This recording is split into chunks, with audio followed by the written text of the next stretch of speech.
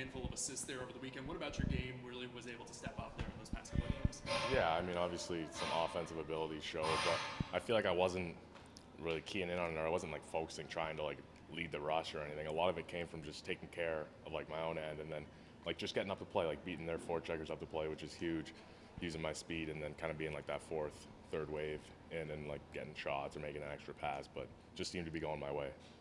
And we were just talking to Coach, and one big thing he was emphasizing was oversimplification. It sounds like you're taking it at a pretty simple and straightforward approach. How much does that help not trying to overthink things and just take it, one shift at a time like that? Yeah, I mean, especially being a defenseman and a young one in the league, like you don't want to overcomplicate your shifts. Like the most important thing is just snapping passes like tape to tape and getting it in the forward's hands. And then once you do that, then the rest of it can really come.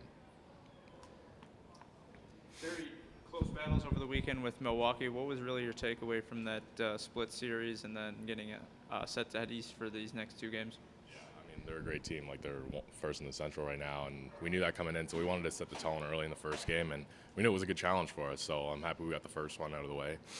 But yeah, it's going to be a battle against them all year, but I think we're a good club and we can compete with them all year. We just talked to Coach about playing at the bottom of their division this weekend. How are you guys going to take advantage of that as you guys are, I believe, 5 points off the lead from Milwaukee? Yeah, I mean, those are good points. Like, if we can come out with 4 points, that would be amazing to steal them out of your own division or out of the other division and bring them back to yours. So that's big, but I think our mindset stays the same, just going, playing a 200-foot game the whole time. And 5 games in 8 days. From the player's perspective, how is that, getting the body ready for that many games in such a short amount of time? Yeah, I mean, personally, like, I love it. I wish we could play like every other. I mean, like, you got to recover. You got to be like really keyed on that after games, like rolling out, stretching, like doing what you need to do.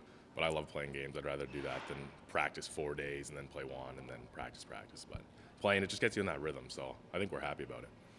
And then what is it like going up against teams that you obviously don't see all that often, or really going to an area you don't go to all that often? Yeah, it's fun. I think it's like it'll be my first time out there and never seen those guys. I have a couple buddies on Springfield, and I don't really know anybody on Hartford, so it'll be fun to just play. You don't know anything about it. It's just like playing in a minor hockey tournament. You don't know the other team from, way across the world, so it'll be fun.